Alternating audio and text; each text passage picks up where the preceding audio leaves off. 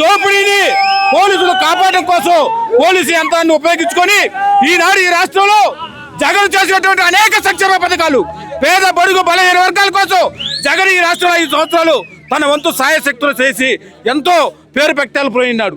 జగన్కి మించి మేము పథకాలు ఇస్తామన్నారు.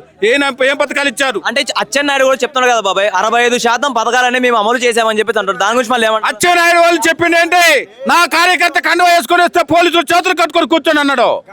ఈనాడు ఈ రాష్ట్రంలో జరుగుతుందండి దోపిడీ దౌర్జన్యం జరుగుతున్న పోలీసు యంత్రాంగం చూస్తూ మెలకొని ఉంది. ఈనాడు ప్రజా ఆదరణ కలిగిన జగన్మోహన్ రెడ్డి వస్తుంటే కార్యకర్త మరణిస్తే ఇంకా కార్యకర్త పోగొట్టుకోకూడదని నాగమల్లేశ్వర కార్యకర్తల్ని ఇక పోదలుచుకోలేదని కార్యకర్తలకు మరో ధైర్యానికి వస్తుంటే ఈనాడు ఈ ప్రజారేఖాన్ని ఆపడానికి చూశారు. వాళ్ళు ఎంత ఆపినా ఎక్కడ అదనక బెదరక వస్తున్నటువంటి కార్యకర్తలను చూడండి. ఏమైనా కానీ జగన్ పిలుపు మేరకు ఈ రాష్ట్రం మొత్తం కదులుతుంది.